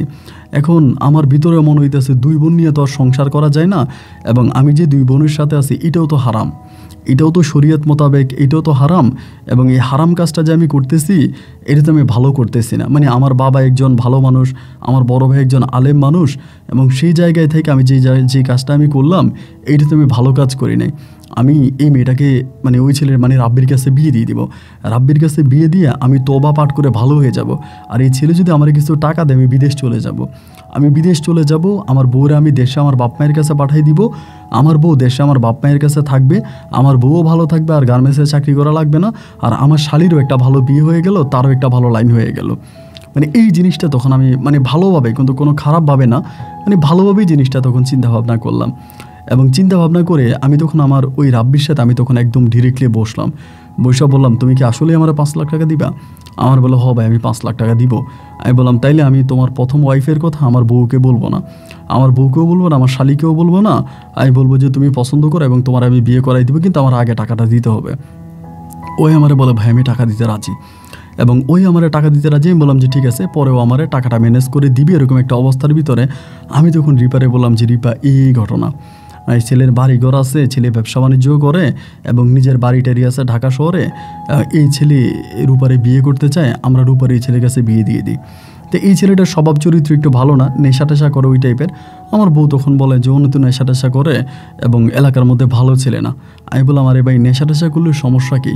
দেখা গেলো ছেলের বাড়ি আছে, বাপের টাকা পয়সা আছে, এবং মানে এক বাপের এক ছেলে, তাই সমস্যা কী? রাব্বি যদি রূপারে বিয়ে করে তাহলে রূপার একেবারে রাজরানী বানায় রাখবো। আমার কাছে মনে হয় যে রাব্বির কাছে রূপারে বিয়ে দেওয়াই আমাদের সবচেয়ে ভালো কাজ হবে।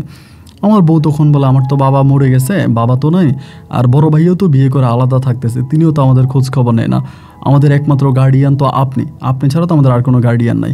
এখন আপনি যদি মনে করেন আপনি আপনার শালিরে এভাবে বিয়ে দিবেন, এই জায়গায় বিয়ে দিবেন, তাহলে তো আমার কোনো অভিযোগ নাই, বা আপনি দিতে পারেন। আমার বউ তখন পুরো দায়িত্বটা আমার উপরে দিয়ে দিল। আমি বললাম ঠিক আছে, তুমি যদি আমার উপর দায়িত্ব দিছো তাহলে আমি অবশ্যই ভালোভাবে ওরে বিয়ে দিয়ে দিব। এবার আমি রাব্বির কাছ থেকে প্রথমে টাকাটা নিলাম, এবং টাকাটা নেওয়ার পরে আমি বললাম যে খবরদারে টাকার বিষয় কিন্তু আমার বউ আর শালি কাউরিই বলা যাবে না। ওই বলে ঠিক আছে বলবো না। পরে আমি আমার বাসায় কাজী ডেকে এই রাব্বির সাথে রূপার বিয়ে পড়াই দিই। আমার বিয়ে কিন্তু রয়েই গেছে, আমারটা কিন্তু কোনো সারাসারিও হয় নাই, কোনো তালাকও হয় নাই, কিছু হয় না, ওইটা জাস্ট ডকুমেন্টের মতো রয়ে গেছে। এইবার আমি রাব্বির কাছে রূপারে বিয়ে দিয়ে দিই, রাব্বির কাছে বিয়ে দিয়ে, এবং আমি রূপারে বলি তুমি কিন্তু ভুলেও রাব্বির কাছে আমার এইসব সম্পর্কে বইলো না, আমার সাথে তোমার কি হয়েছে বা বিয়ে হয়েছে না হয়েছে এগুলো কিন্তু তুমি কোনোদিনও বইলো না। আর আমার বউরেও কিন্তু বলছে খবরদার আমার সাথে রূপার যা যা হয়েছে এই বিষয়ে কিন্তু তুমি রাব্বিরে কিছু বইলো না। আমার বউ বলে না না না, এটা কি বলার মতো বিষয় নাকি, এটা আমি কখনোই বলবো না।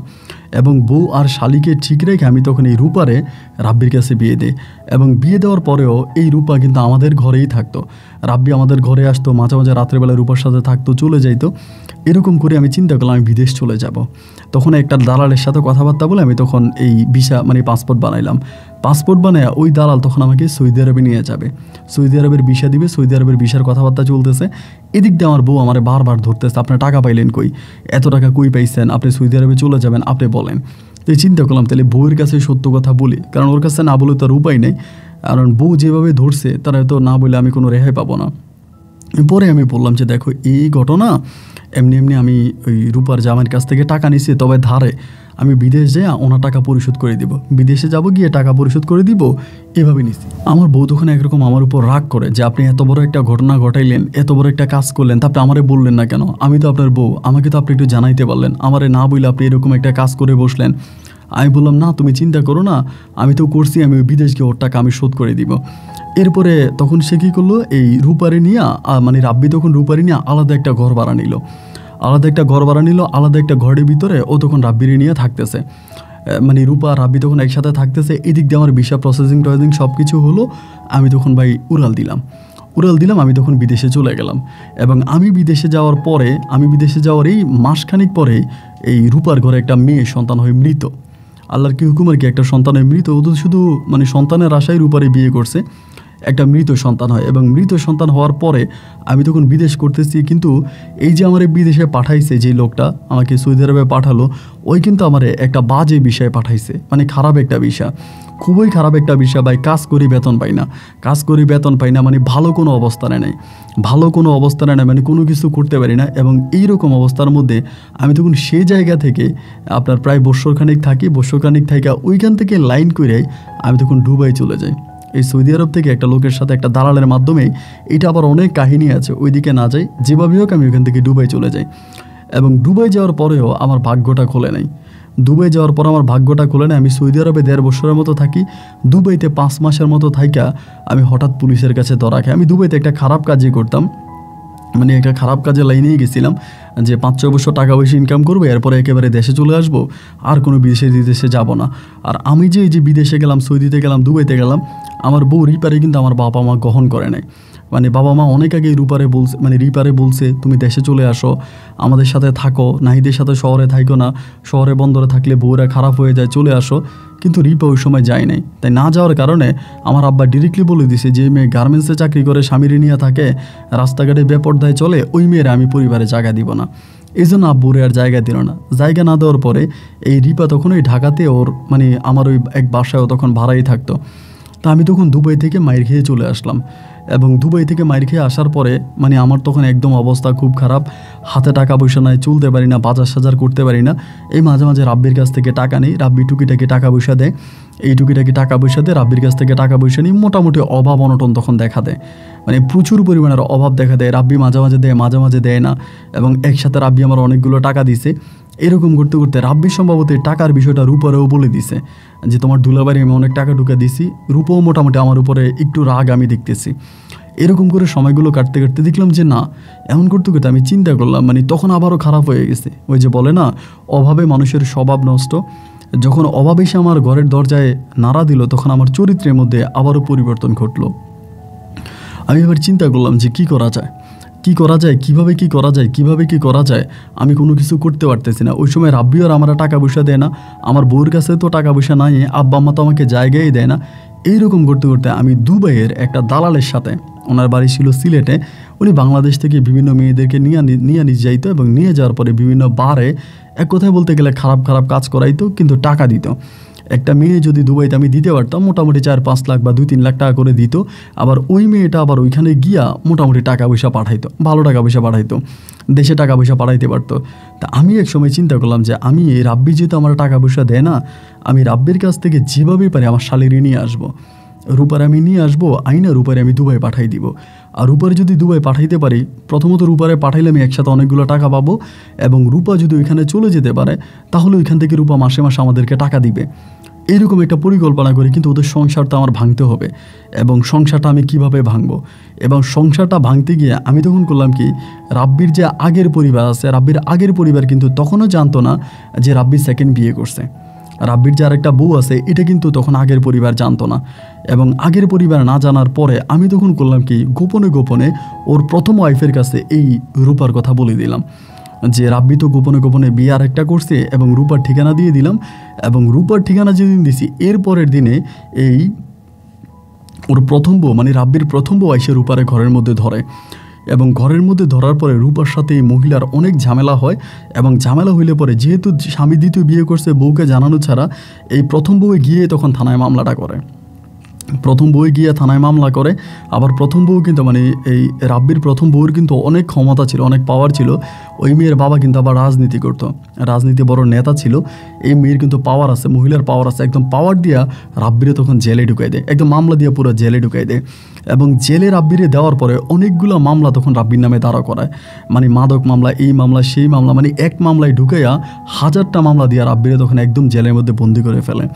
এই সুযোগে আমি তখন রূপার কাছে যাই, এবং রূপার কাছে গিয়ে রূপার আমি ওখান থেকে নিয়ে আসি। এখন তো রূপার ঘর ভাড়াও দিতে পারে না, যেহেতু রাব্বি জেলে চলে গেছে, রূপা ঘর ভাড়া দিতে পারে না, খাইতে পারে না, থাকতে পারে না। আমি তখন রূপারে নিয়ে আসলাম আমাদের পরিবারে। অ্যান্ড ওই সময়তে তো ওই শুধু রিপা গার্মেন্টসে চাকরি করে কিছু টাকা পয়সা পাই, ওইটা দিয়ে আমি কোনোভাবে খাইয়া পইরা বাইসে আসি। এর উপরে আবার রূপা চলে আসছে।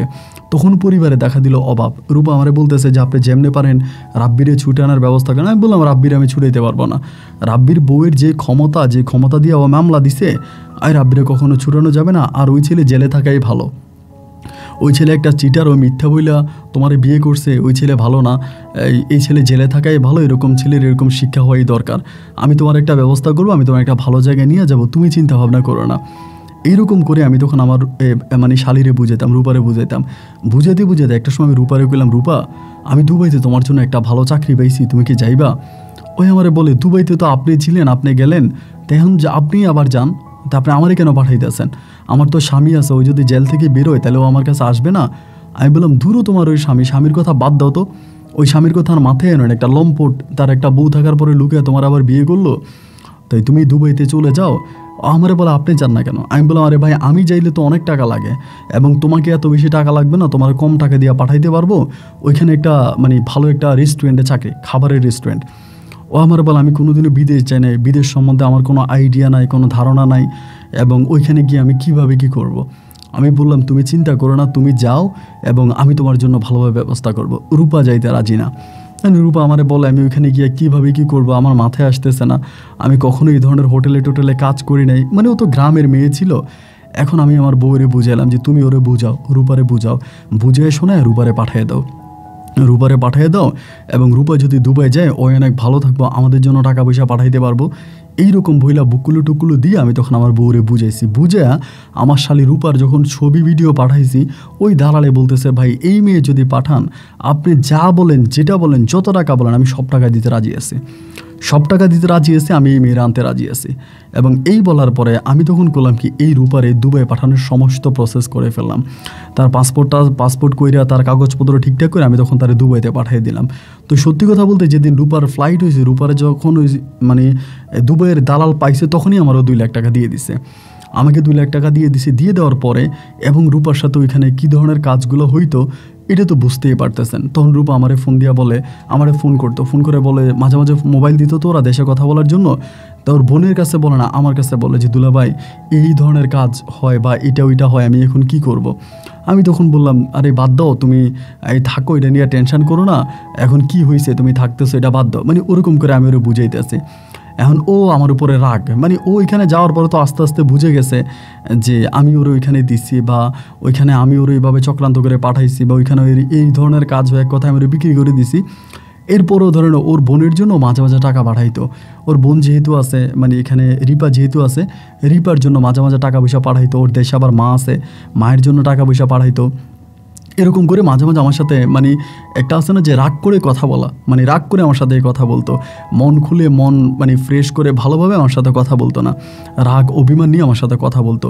তো এইরকম করতে করতে ও তখন দুবাইতে থাকা অবস্থায়, এবং আমি তখন করলাম কি, আবার ও যখন দুবাইতে, তখন কিন্তু রাব্বি আবার জেল থেকে বের হয়।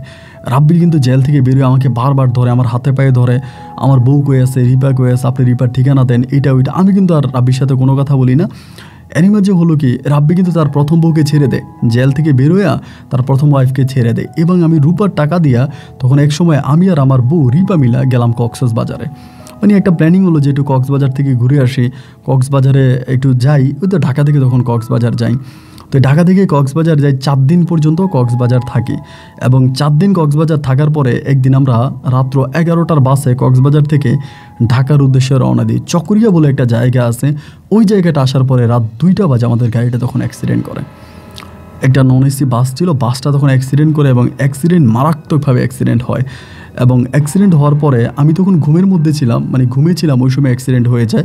এবং আমি পুরো অ্যাক্সিডেন্ট হওয়ার পরে যখন আমার হুঁশ আসে, আমি তখন দেখি আমি একটা মেডিকেলে আমার একটা পা নাই, মানে একটা পা নাই, পায়ের অবস্থা খুব খারাপ, মানে পাটা একেবারে নাই বললেই চলে।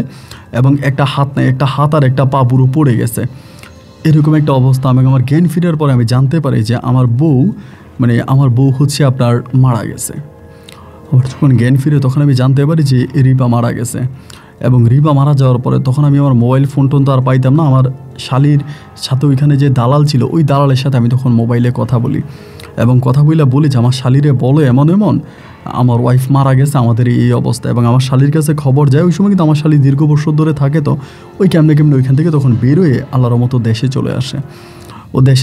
এবং দেশে আসার পরে তখন আমার বউকে, মানে রিপাকে তখন আমরা নিয়ে যাই, আপনার ময়মনসিংহে নিয়ে যাই। ওইখানে নিয়ে যাওয়ার পর তখন লাশ দাফন হয় এবং দাফন হওয়ার পরে ওইখানে কয়েকদিন ধরে রূপা তখন থাকে এবং আমার তখন মানে আমি হসপিটালে, আমার তখন চিকিৎসা চলতেছে, পায়ের চিকিৎসা চলতেছে। এই অবস্থার ভিতরে রূপার কাছে টুকিটাকি যা টাকা পয়সা ছিল ওই টাকা পয়সাগুলো দিয়ে রূপা তখন আমার চিকিৎসা করতেছে, আমার চিকিৎসা সেবা যত্ন করতেছে, আমার সাথে থাকতেছে। এখন এই অবস্থার ভিতরে আমার দেখাশোনা করতেছে। আর আমার বউ রিপা তো মারা গেল এবং এর ভিতরে এই খবর তখন রাব্বির কানে চলে যায়। একদিন রাব্বি আমার দেখার জন্য হসপিটালে আসে। তখন আমি খুব ভালো হয়ে গেছি, মানে এতটাই ভালো হয়ে গেছি যা বলার মতন। আমার জীবনে যত পাপ করছি আল্লাহর কাছে মাপ চেয়ে সমস্ত পাপ থেকে আমি তখন বেরিয়ে আসছি যে আল্লাহ এবার তুমি আমারে মাফ করে দাও, আমি যাই করছি। এবং রূপার কাছে আমি পা ধরে ক্ষমা চাইছি যে রূপা বন্ধু তুই আমার মাফ করে দে, আমি তোর উপরও অনেক জুলুম করছি, তোর উপরও অনেক অন্যায় করছি, অ্যান্ড তুই আমারে মাফ করে দে। দেন রূপাও আমারে মাফ করে দে এবং এই আমার বউ রিপা মারা যাওয়ার পর আমি সম্পূর্ণভাবে একজন ভালো মানুষ হয়ে যাই। এবার দেখলাম যে রাব্বি ছেলেটা ওর আগের বউটাকে ছেড়ে দেওয়ার পরে এখনও রূপা মানে আমারে বলে যে ভাই আমার তো এক হাত নাই এক পা নাই, আমার যত খরচ বরচ টাকা পয়সা সবই রূপা বহন করতেছে, রূপা দুবাই থেকে যা টাকা পয়সা নিয়ে আসছে তা দিয়ে আমার দেখাশোনা করতেছে। এরকম করতে করতে রূপার কাছেও যে খুব বেশি টাকা আছে তাও না, ওর কাছেও টাকা পয়সার একেবারে অভাব অনটন। এর ভিতরে রূপার মা চিন্তা করতেছে রূপারে গ্রামের কোনো ছেলে দেখে বিয়ে দিবে, গ্রামের দিকে বিয়ে দিয়ে দিবে। এখন রাব্বি বলতেছে ও রূপারে ফিরে পেতে চায় যে কোনো কিছুর বিনিময়। তা আমি চিন্তা করলাম জীবনে তো পাপ আর কম করি নাই এবং পাপে পুরো জীবনটাই পাপিষ্ট হয়ে গেল এবং সেই পাপের প্রতিফলে আল্লাহ আমার একটা হাত আর একটা পা কেড়ে নিল। আমি তখন রাব্বিরে বললাম, রাব্বিরে আমি জীবনে যত অন্যায় করেছি এবং সমস্ত অন্যায় থেকে বেরিয়ে আসে আমি তোমাকে সত্য কথা বলি, তুমি যে রূপারে বিয়ে করতে চাও, রূপার কিন্তু দুবাইতে এই ধরনের ঘটনা ঘটছে, এগুলো জেনে কি তুমি রূপারে বিয়ে করবা? মানে একদম সব সত্যি বলে যে এই ধরনের কাজ করছে। রাব্বি আমারে বলতেছে ভাই আমি শুধু রূপার জন্য আমার প্রথম বউটাকে আমি শুধু রূপার জন্য ছেড়ে দিলাম, আমি রূপারে বিয়ে করতে চাই এবং আমি কথা দিতেছি আমি রূপারে বিয়ে করলে আমি পুরো আপনার দায়িত্ব নিব। আপনি সারা জীবন যত বছর বেঁচে থাকেন আপনি আমার ঘরে খাইবেন, আপনি আমার ঘরে থাকবেন, আমি আপনার সমস্ত খোঁজ খবর নিব, আপনি আমার সাথে থাকবেন। আমি তখন বললাম যে ভাই ঠিক আছে যদি এরকম করে বলতেছ। আমি তখন রূপারে বুঝালাম যে রূপা আমি তো তোমার গার্ডিয়ান, তোমার বোন তো মারা গেল, এখন তুমি নাইলে রাব্বিরে বিয়ে করো পুনরায় আবার। রূপা রাজি হয় না, যাই হোক বোঝানোর পর আমি বললাম যে তোমার তো একটা ভবিষ্যৎ আছে, তোমার কাছেও যে লক্ষ লক্ষ টাকা আছে তুমি সারা জীবন একা থাকতে পারবা তেমন তো না, তোমার কাছে তো ওভাবে টাকা নাই, তোমার তো ভবিষ্যতে চিন্তা করতে হবে, তাই তুমি রাব্বির কাছে বিয়ে বসে গেলে অন্তত ভবিষ্যৎ জীবনটা তোমার ভালো কাটবে। এরকম করে আমি যখন রূপারে বুঝাইলাম রূপা তখন আমার বুঝ নিয়ে নিল, আমার বুঝ নিয়ে বলতেছে আচ্ছা ঠিক আছে দুলাভাই তাহলে আমি বিয়ে বসবো। এরপরে পুনরায় আবার ওই রাব্বির সাথে রূপার তখন কাবিন হলো, রূপার কাবিন হওয়ার পরে ঢাকাতেই রাব্বির বাসায় রূপা তখন থাকতে শুরু করে এবং তারা তো থাকে তারা তখন আমাকেও নিয়ে যায়। দেখেন সত্যি কথা বলতে গেলে অনেকের মনে প্রশ্ন জাগতে পারে আমার বাবা মা কী করতেছে, আমার বাবা মা আমাকে কেন জানি আমাকে কোনো সময় গ্রহণ করে নাই। আমার বাবা মা আমার ছোটো বোনকে ঘর জামাই বিয়ে দেয়, আমার ছোটো বোনের শ্বশুর বাড়ির লোকজন আমার ছোটো বোনের জামাই, ছোটো বোনের ছেলে মেয়ে ওদেরকে নিয়ে আমার বড় ভাই বিয়ে করছে, বড় ভাইকে নিয়ে আমার ওই প্রতিবন্ধী ভাইদেরকে নিয়ে আমার বাপ মায় আছে। আমার বাপ মা ভালো দিনেও আমার খবর নেই, খারাপ দিনেও আমার খবর নেই। যাই হোক এরপরে আমি এই রাব্বির বাসায় থাকতে শুরু করি। সত্যি কথা বলতে গেলে রাব্বি আমার নিজের ভাইয়ের মতো যত্ন করতো। আমি যে ওর বউয়ের উপরে এত অবিচার করছি, এত অন্যায় করছি, ওর কোনো প্রতিশোধ আমার উপরে নেয় নাই, কোনো খারাপই আমার উপরে করে নাই। আমি মানে আমার জন্য এক্সট্রা একটা কাজের লোক রাখছে, একটা ছেলে রাখছে আমার দেখাশোনা করার জন্য, আমাকে বাথরুমে নিয়ে যাওয়ার জন্য, বাথরুম থেকে আনার জন্য, বাইরে আমাকে হুইল চেয়ারে বসায় হাঁটানোর জন্য, মানে আমাকে ও নিজের বড় ভাইয়ের মতো করে টেক কেয়ার করতো। এরকম করে সময়গুলো কাটতে একটা পর্যায়ে আলহামদুলিল্লাহ রূপা তখন প্রেগনেন্ট হয়, রূপার পেটে বাচ্চা আসে এবং রূপার পেটে বাচ্চা আসার পরে রাব্বি তখন এত খুশি হয়ে বলার মতো না, অত্যাধিক খুশি হয়ে বলার মতো না। এবং রাব্বি তখন করে কি যে আপনার করে মানে এই পুরো এলাকাতে গরু জবাই দেয়, ওই 3টা গরু জবাই দিয়ে পুরো এলাকাবাসীরে খাওয়ায়, মহল্লার মানুষদেরকে খাওয়ায়, অনেক আনন্দ ফুর্তি করে। এবং এরকম করতে করতে ওর ঘরে তখন একটা আপনার পুত্র সন্তান হয় এবং ছেলেটাও মাশাআল্লাহ অনেকটা সুন্দর হয়। এরকম করে আস্তে আস্তে করে সময়গুলো কাটতেছে। প্রায় ছেলেটার যখন 2.5 থেকে 3 বছর বয়স, এই ছেলে থাকতোই আমার কাছে, আমি কোলে নিতাম, আমার কাছে থাকতো, একদম আমার নিজের ছেলের মতো আমি আদর করতাম।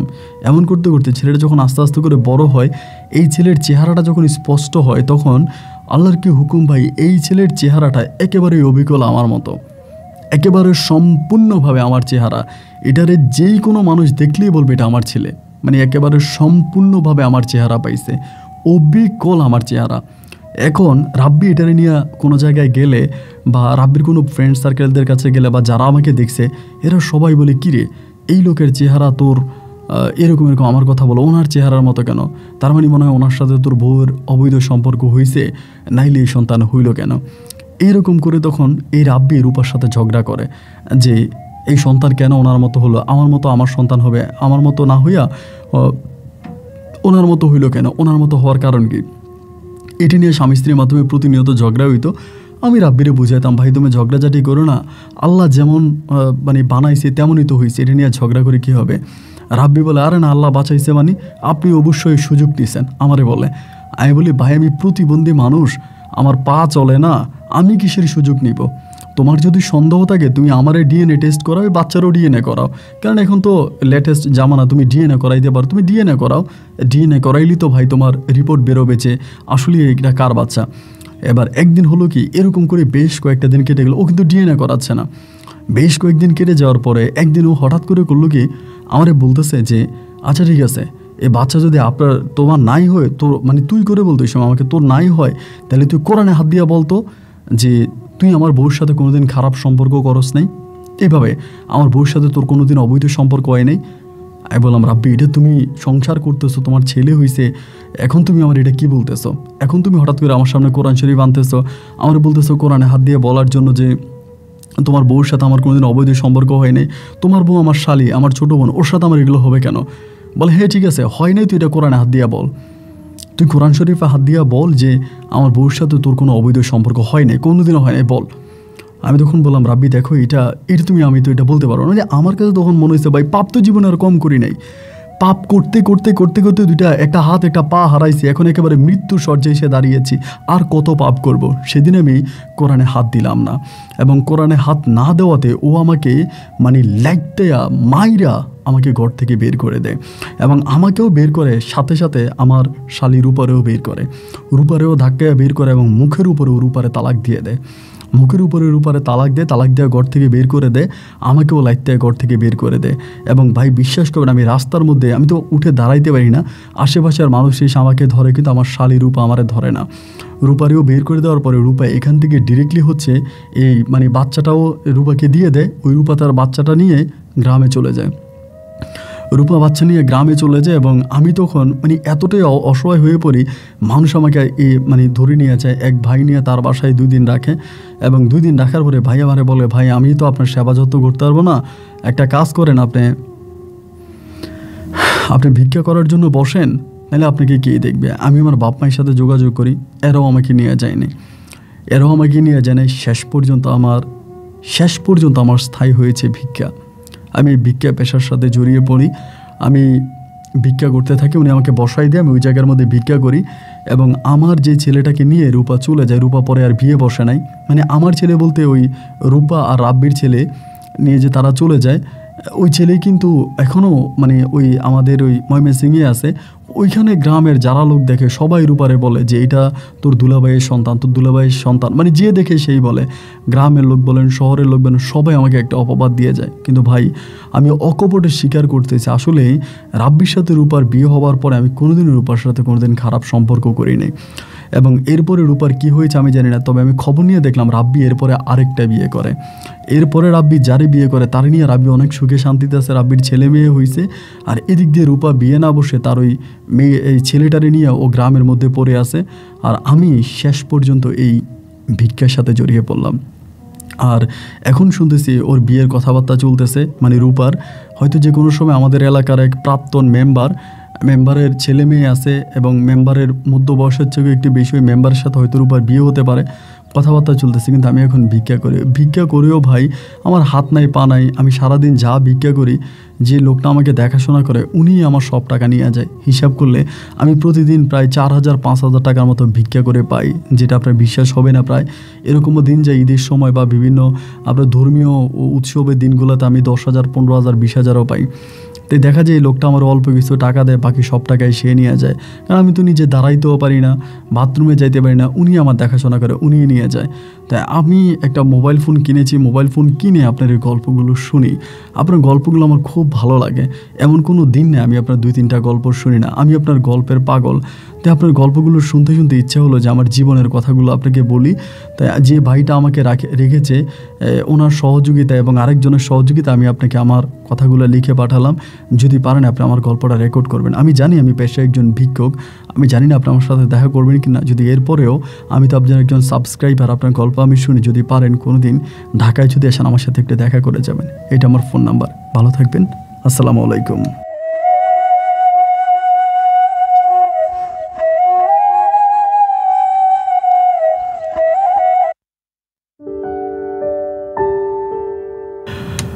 ও মানুষ, ও মানুষ কবে হবে তোমার হুঁশ? ও মানুষ কবে হবে তোমার হুঁশ? পাপ কখনো বাপকেও ছাড়ে না, পাপ কখনো বাপকেও ছাড়ে না। দেখেন, এত কিছু হয়ে যাবার পরে রূপার ছেলে কেন নাহিদের মতো হতে হবে?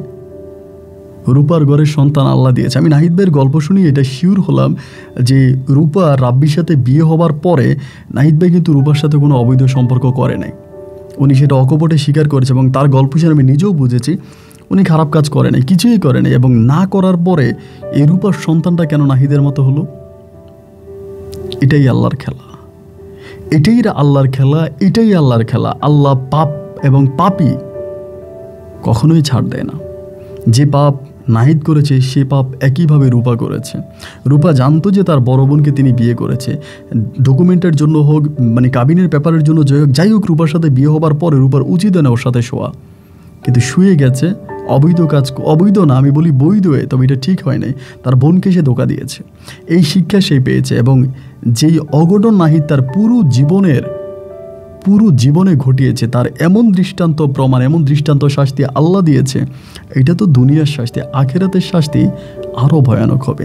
তার বাবা মা থাকার পরও সে তার বাপ মায়ের কাছে যেতে পারে না, পরিবারের কাছে যেতে পারে না। শেষ পর্যন্ত তার স্থায়ী হয়েছে 3 রাস্তার মোড়ে একজন ভিক্ষুক হিসেবে।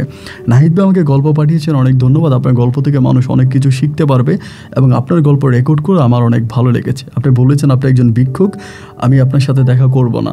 আমি কথা দিচ্ছি ইনশাআল্লাহ যদি আমি ঢাকায় যাই আমি আপনার সাথে দেখা করে আসব। আপনার ওই জায়গায় আপনার যে ফোন নাম্বার, আমি আপনার ওই লোকেশনে গিয়ে আপনাকে ফোন করব এবং দেখা করব। আপনি যে শেষ পর্যন্ত ভালোর পথে এসেছেন, ক্ষমা চেয়েছেন, আমি আল্লাহর কাছে দোয়া করি আল্লাহ আপনাকে মাফ করে দেখ। আল্লাহর কাছে আমি ক্ষমা চাই আপনার তরফ থেকে, আল্লাহ আপনাকে মাফ করে দেখ এবং আপনার মতো যারা আছে তারা যেন আপনার গল্প শুনে ভালোর পথে ফিরে আসে, সেই শুভকামনা। আজকের মতো এখানেই বিদায়। ইনশাআল্লাহ আপনাদের সাথে আমার দেখা হবে অন্য দিন অন্য কারো বাস্তব জীবনের গল্প নিয়ে। আল্লাহ হাফেজ এন্ড আসসালামু আলাইকুম।